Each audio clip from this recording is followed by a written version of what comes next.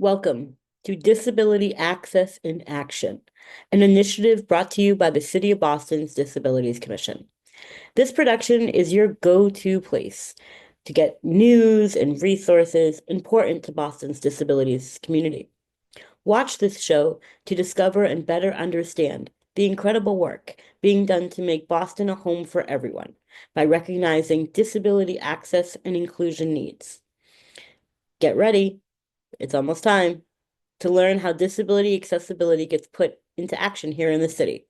I'm now going to introduce you to the City of Boston's Disability Commissioner and ADA Title II Coordinator, Kristen McCosh, who will discuss how Boston is embracing climate resilience and disability inclusion and accessibility all at the same time.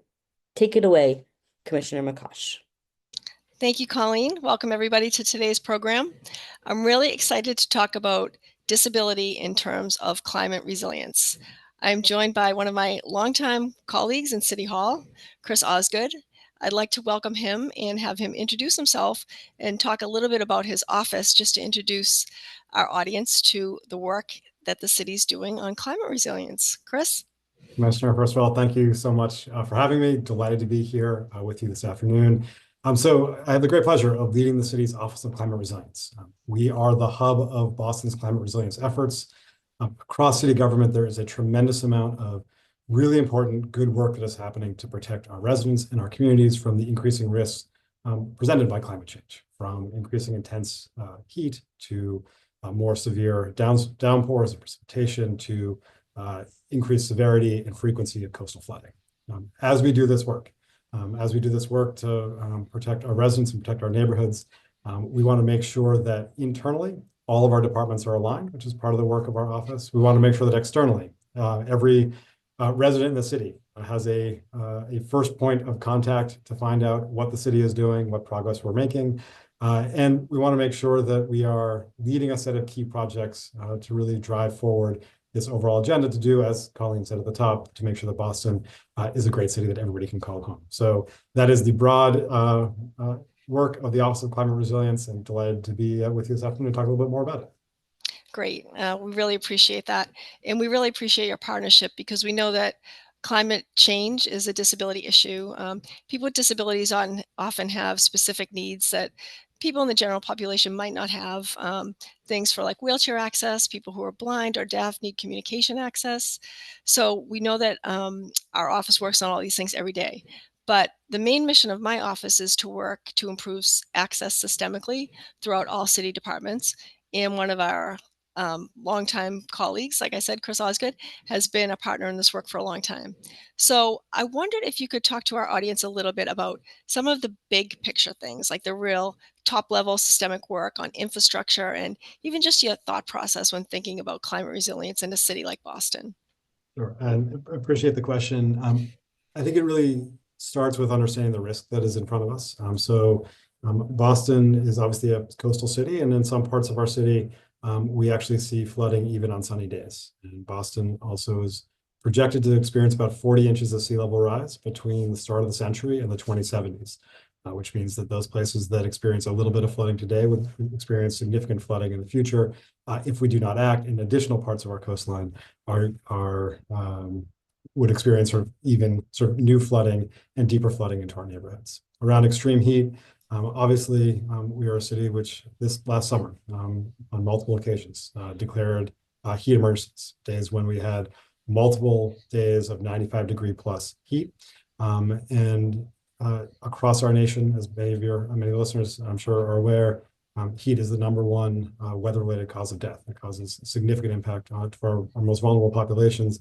And so left unaddressed, there's some significant public health concerns around heat. And stormwater, we've obviously seen the significant impacts of intense rainfall. That's in New York and Vermont, Connecticut, Leominster, many other places. And so in order to be able to address these risks, Commissioner, to your question, there's a set of work that we need to do. And some of that work is about the transformation of our infrastructure, our built environment, and a place I think of really important collaboration between our office and yours. How we think about redesigning our streets so that they are more resilient and continue to be more accessible, to reduce the risk of coastal flooding, how we imagine redesigning our shoreline, but redesigning our shoreline in a way where we're not walling people off from the harbor, but thinking about continuing to make that harbor even more accessible and inviting for our residents.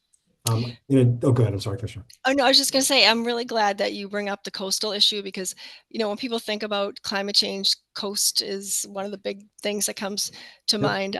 We've seen the forest fires in California. Boston isn't really subject to that because we get a lot of rain, too much rain sometimes. And then you think about the Seaport District, which was just developed within the last 20 years of planning and construction, and even like more recently than that. And it seems like climate change wasn't even as big an issue then as it is now. So we almost have to do some retrofitting. Can you talk about that a little bit?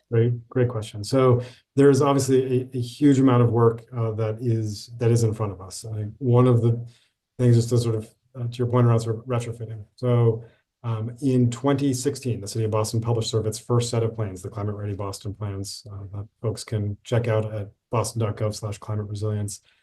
As part of that and sort of an outgrowth of that plan, in 2021, the city passed something called the Coastal Flood Resilience Overlay District, which ensured that new buildings going forward that were being built in areas that were anticipated to experience flooding during a sort of a 1% flood event, a sort of a high intensity storm in the 2070s, would be built at a design flood elevation so that they would be safe and accessible in those events.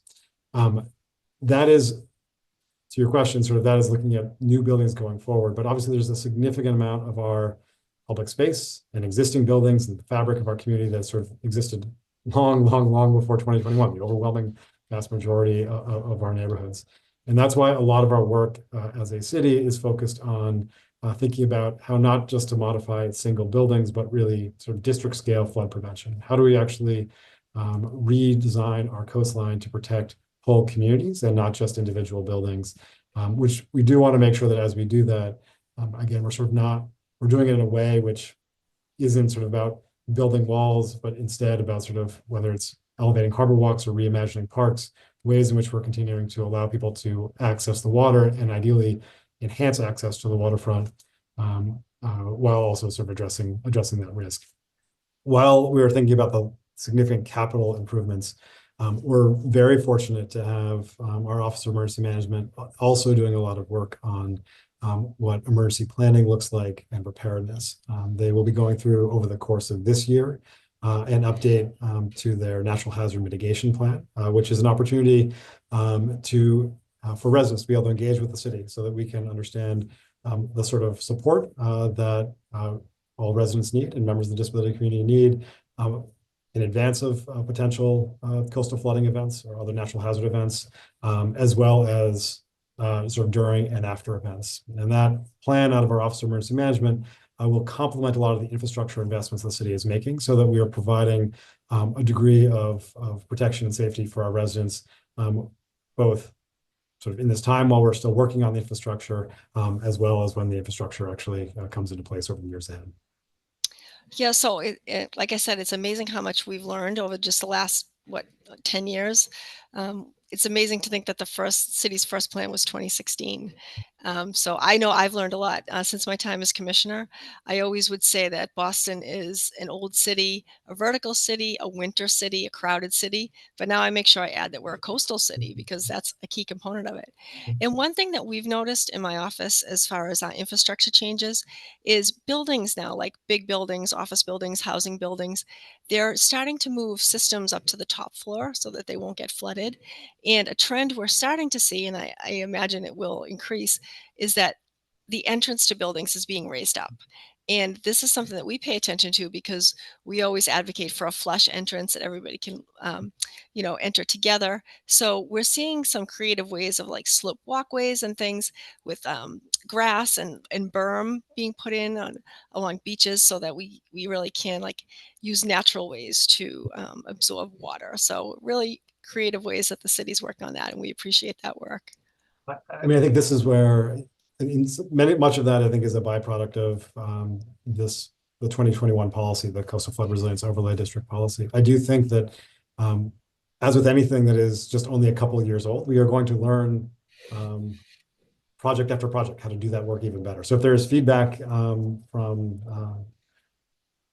the commission, community broadly, I think we are certainly very interested in that, so that we are, as new buildings come online, they are both resilient but remain and sort of inviting and accessible. And that's, I think, a really important priority for all of us. Yeah, absolutely. And just so our audience knows, you can always reach out to us with questions, or if you have input on any of these things, we can be reached at disability@boston.gov. So to switch over from flooding to a minute to heat, I know that the city works on long-term, short-term, media-term mitigations for climate issues. So one thing I know that is a natural um, protection from heat is shade and trees. And I know that the city is very thoughtful about that. Can you talk about tree plantings or any other mitigations against extreme heat? Absolutely. I mean, just as you said, there's sort of our heat resilience strategy is really in these sort of two different categories, and shade is sort of a key sort of tool in both those categories. The first category is around work we do in response to heat emergencies. These are those sort of significant spikes in hot weather that we have experienced summer after summer here in Boston. And this past year, in 2024, we tried a whole set of new interventions in our public right-of-way and at some of our public buildings to provide shade. So things like pop-up tent structures and even misting towers, and a set of cooling centers that were available to the public, so that they could find perhaps a cooler place to be during the hottest parts of the day. Folks can go to boston.gov/heat to see that entire set of resources, particularly as we head into the summer, what resources might be available to them. That is some of the work which is really around responses to these heat emergencies. But Commissioner, to your point, we are very, very focused on sort of the systemic changes to Boston's really sort of streets and public spaces and public buildings, to think about how, in general, we are addressing areas of our city which are disproportionately hot in comparison to other parts of the city of Boston. Those urban heat islands certainly exist in our city. There's a close correlation between those urban heat islands and places which have historically received a chronic disinvestment in public infrastructure. There's a urban forestry plan with great credit to our Parks Department that was published a number of years ago that looked at how we could be planting more trees in those areas that had less canopy cover and higher amounts of higher intensity heat. And they have been implementing that plan. There has been an increased investment in our urban forestry division, an expansion of the number of individuals in our Parks Department who are not only planting trees, but also maintaining them going forward. Also, that we can begin to transform what Boston streets feel like, not only providing a sort of a beautiful canopy cover and a great place to be, but also to think about sort of the tree as a way in which we can keep our streets cool on the hottest days. Importantly, as we do that work, we do want to think about not just where we are planting trees, but how we are designing public sidewalks as part of it, how we are creating a space that is easy for everybody to be able to navigate, and make sure that we are building tree pits that allow for the trees to flourish, and sidewalks that remain accessible to all as the trees grow. So a significant amount of work around heat is about that redesign of our city streets, the improvement of our sidewalks, and the expansion of our trees. Yeah, and those are all great points. Just to let the public know that, our office isn't the only office that focuses on accessibility. And these are some great partnerships. We work very closely with the Public Works Department to ensure that sidewalks remain accessible. We've worked closely with other departments to look at different materials that can go in tree pits that allow water to seep through, not just the concrete, because when trees can't get water, we know the roots heave and it cracks the sidewalk. So all these long-term infrastructure projects really are going to increase accessibility and make less work for the city to do to keep up with accessible conditions. And you mentioned a really good point when you talked about chronic disinvestment in our neighborhoods, because we know the residents that we serve who have disabilities, a lot of times they have intersectional, you know, identities. And when you have someone who is lower income, people of color, people with disabilities, all these factors really add up to them being underserved by the city. So super important that we look at these internal heat islands, the neighborhoods that aren't on the coast, that don't get much of a natural breeze, where there might be a lot of concrete and not a lot of porous material. So I'm really glad that this administration, and really all the administrations I've worked through, does prioritize those areas of the neighborhood. So that's really important. And I wanted to circle back to your comments earlier about like emergency planning and things like that. I know you don't work in that office. We also work closely with them. But when you talked about things like, sheltering and having to leave in case of a flood, it's so important that the city consider people with disabilities in those areas. And is there anything that you would touch on as far as emergency preparedness that you could share with our audience? The two things that I would very much recommend. One is that everybody should sign up for Alert Boston, which is the city's alert notification system if you're not already. And so I would highly encourage folks to do that. The second is that as our Office of Emergency Management does update their our sort of natural hazard mitigation plan and looks at things like evacuation notification and support, that individuals who have an interest sort of can get involved, and they can do that as the Commissioner said, either by connecting with them. They can also, please feel free to reach out to me, chris.osgood@boston.gov. I'm happy to connect anybody into that process as that planning moves forward. We do want to make sure that we are being incredibly responsive to everybody, and part of that is to make sure that we are really engaging with the disability community in that effort. I would also note, sort of building on something which the Commissioner said a moment ago, this is obviously a focus for Office of Emergency Management. Things like the redesign of our streets is a huge focus for our Public Works team, our Transportation team, our Office of Green Infrastructure, the Parks Department.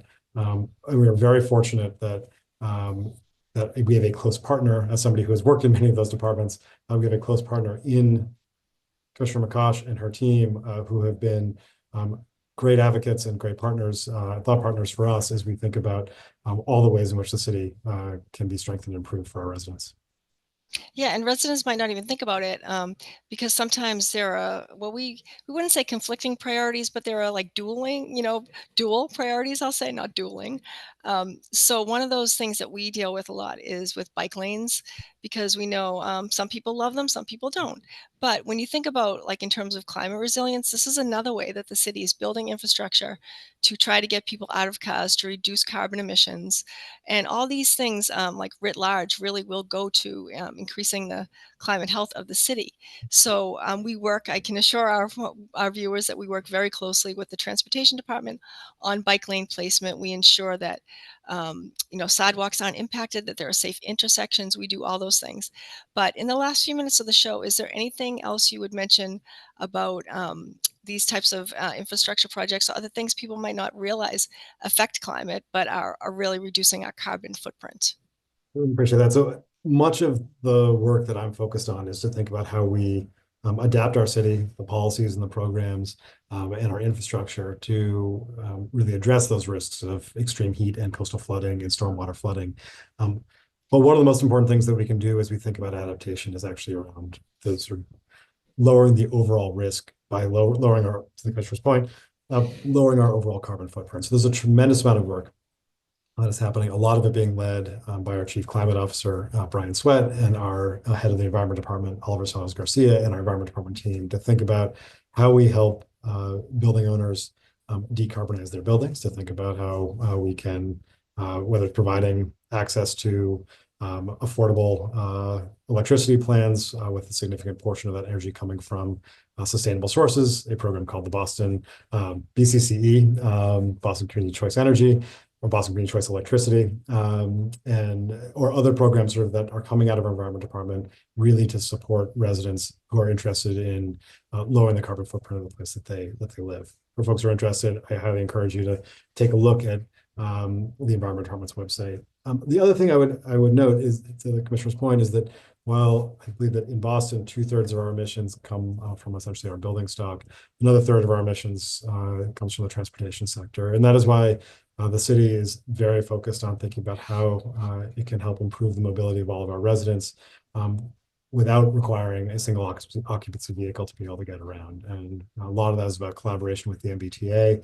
And I know that our streets team is always interested in feedback about how we can think about making anybody's trip from point A to point B be more safe and be more reliable going forward. So I do encourage sort of engagement in that. It is both an important thing just for daily quality of life, but it also has some significant long-term benefits from the health of our city and of our planet.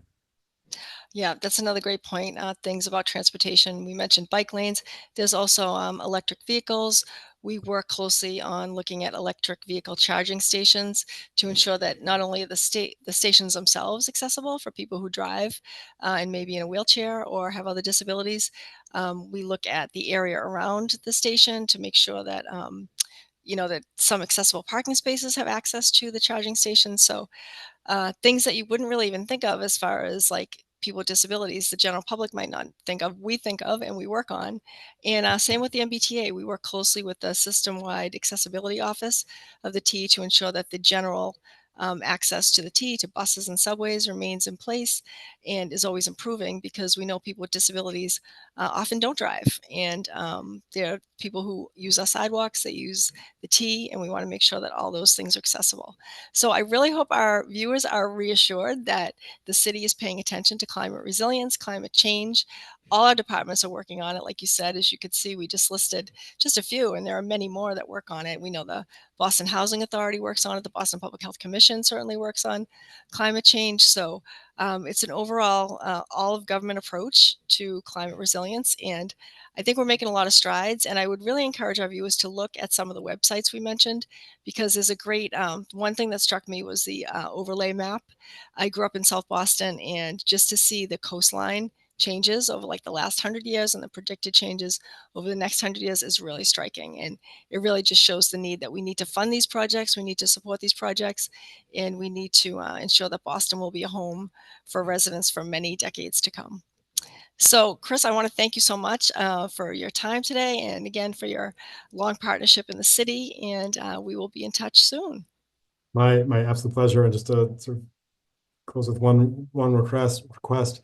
In many ways, the city has spent a lot of time over the last decade planning to address, putting in great plans around how to address the risks associated with climate change. This decade ahead is very much about implementation of those plans, and it's in the implementation of those plans that some of those design details that the commissioner mentioned sort of are really sort of need to get wrestled with. And on our website, boston.gov/climate resilience, you can see some of the projects or all the projects which are underway. You can figure out how to be able to connect with any of them, and voice your thoughts, your take on some of the designs that we are looking to advance, and would really value your engagement in that. Folks can always just feel free to reach out directly. And Commissioner, thank you so much for the time to talk a little bit about the work the city is doing broadly on climate resilience. Yeah, and on that note, I will follow up with all this information in our weekly email newsletter. And again, talking about South Boston, I've seen the plans for Moakley Park, to increase the climate resilience so that we don't have flooding from the beaches in South Boston. So great work lays ahead, and plenty of opportunity for input from our disability community. So stay tuned for more information in our weekly newsletter. If you haven't signed up, you can sign up at disability@boston.gov, and we look forward to hearing from you. Thanks, everybody. Thank you, Commissioner McCosh, for that very informative conversation with the Director of the Office of Climate Resilience and Senior Advisor for Infrastructure, Chris Osgood. It was great to hear you talk about how Boston is working so hard to become a disability inclusive and climate resilient city. Next in our show, we have our In the Know segment. Today's In the Know segment will be delivered by the Disabilities Commission Chief of Staff, Andrea Patton, who has important information for you to use to personally prepare for a climate event or natural disaster emergency. Take it away, Andrea. Hi, my name is Andrea, and I'm the Chief of Staff for the Disability Commission. Today, I'd like to talk to you about emergency preparedness. Most folks don't think about emergencies until they're in the middle of them, but it's important to get prepared before an emergency happens. Luckily, the City of Boston has several resources to support you in preparing for an emergency. First, how do you know there's an emergency? Well, to stay up to date on citywide communications, you can sign up for emergency alerts from the City of Boston.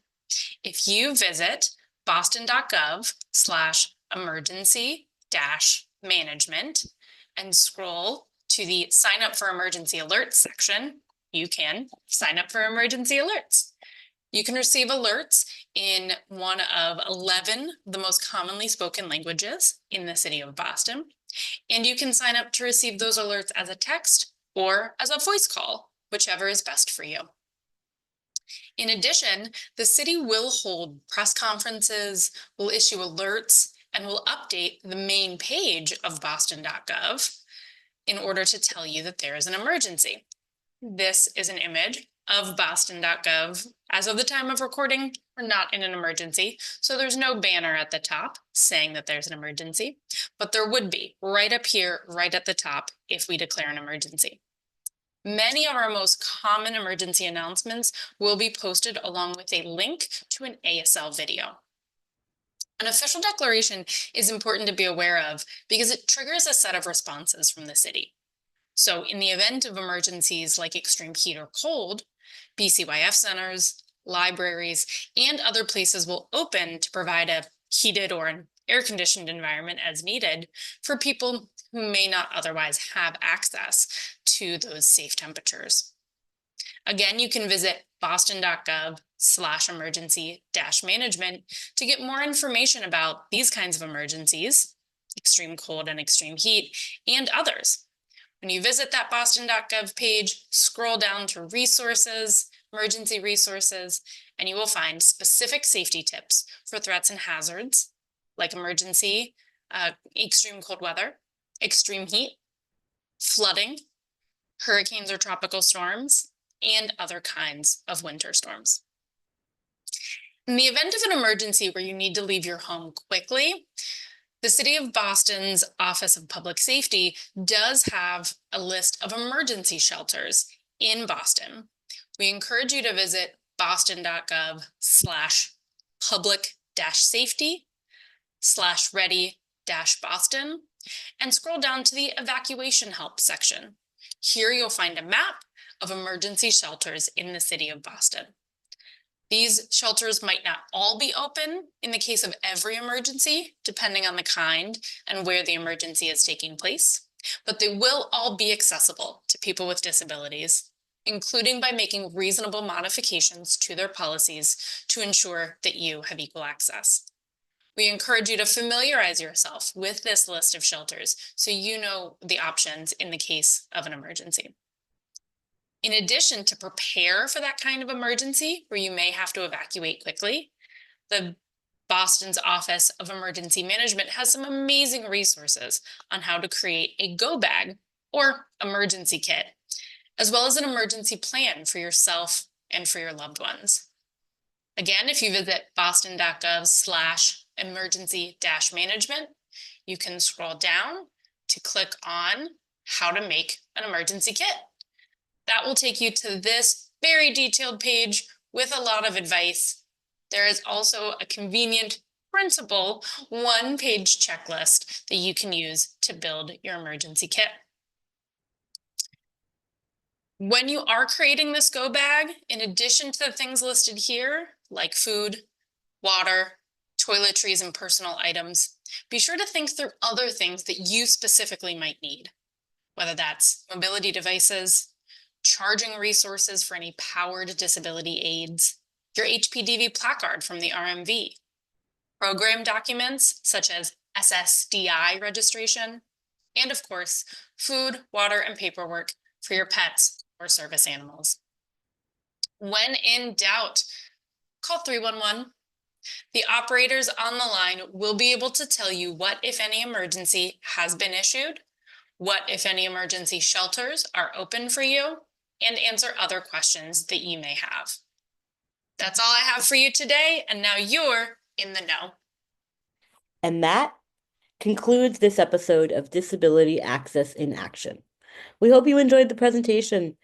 If you have any questions about the information presented today, please email the Disabilities Commission at disability@boston.gov or call us at 617-635-3682. And please subscribe to the City of Boston's Disabilities Commission YouTube channel, as well as our newsletter. You can subscribe to our newsletter by going to boston.gov/disability. And until our next production, take care and let us know if you ever have any questions or concerns about disability access and inclusion in the City of Boston. Until next time.